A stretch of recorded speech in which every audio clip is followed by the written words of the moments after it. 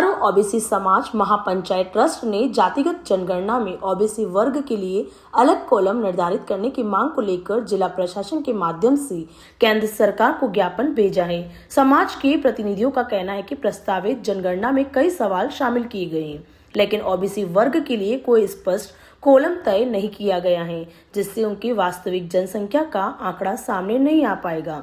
ज्ञापन में उल्लेख किया गया है कि देश में वर्ष 1931 के बाद से जातिगत जनगणना नहीं हुई है, जिसके कारण ओबीसी वर्ग का सटीक डेटा उपलब्ध नहीं है। समाज का तर्क है कि बिना स्पष्ट आंकड़ों के इस वर्ग को सरकारी योजनाओं और आरक्षण का पूरा लाभ नहीं मिल पाता। समाज के पदाधिकारियों ने कहा कि देश की बड़ी आबादी ओबीसी वर्ग से जुड़ी होने के बावजूद उन्हें अलग से दर्ज नहीं किया जा रहा है, जो उचित नहीं है। उन्होंने मांग की है कि अनुसूचित जाति और जनजाति की तर्ज पर ओबीसी वर्ग के लिए भी अलग कॉलम बनाया जाए, ताकि उनकी सही स्थिति सामने आ सके। साथ ही चेतावनी दी गई है कि यदि मांग पर विचार नहीं किया गया तो समाज चरणबद्ध आंदोलन करने को मजबूर होगा। ज्ञापन पर कई पदाधिकारियों के हस्ताक्षर किए गए हैं और शीघ्र सकारात्मक कार्रवाई की उम्मीद जताई गई है। जी साहब का नाम बता के किस तरह की मांग है? मैं दिनेश माली, संस्थापक सर्व ओबीसी समाज महापंचायत ट्रस्ट राजस्थान का संस्थापक हूँ।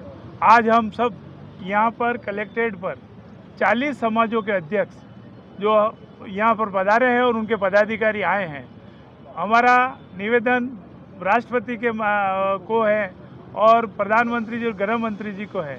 जैसा कि केंद्रीय मंत्रिमंडल ने पहले निर्णय लिया था कि जातिगत जनगणना कराई जाएगी, लेकिन अभी जो फार्म जारी किया है जातिगत जनगणना का 33 कॉलम का जो फार्म में 33 जानकारियाँ मांगी गई है, उसमें ओबीसी का कॉलम कहीं नहीं है।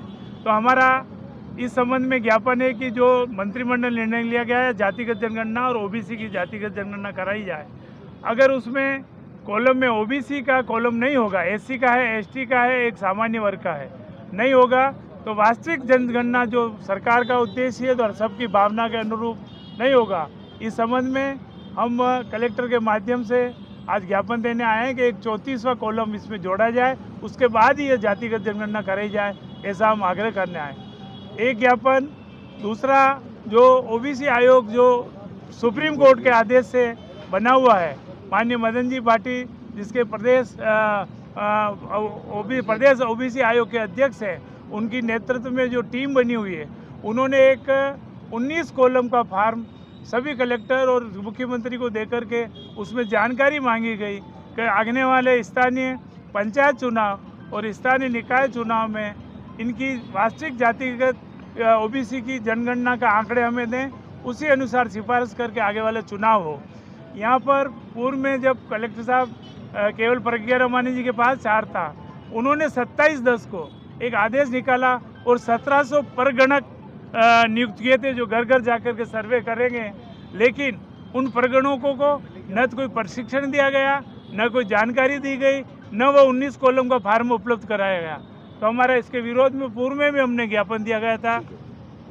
आज हम 40 ही समाजों के अध्यक्ष, कांग्रेस, भाजपा और सर्व ओबीसी समाज के लोग आज कलेक्टर कार्यालय पर आकर के उनसे निवेदन करने आए हैं कि अगर शीघ्र ये जातिगत जनगणना घर घर जाकर के सर्वे ओबीसी के आंकड़े हमारे ओबीसी आयोग को नहीं दिए गए तो एक उग्र आंदोलन किया जाएगा, जिसके लिए राज्य सरकार और भारत सरकार जिम्मेदार होगी।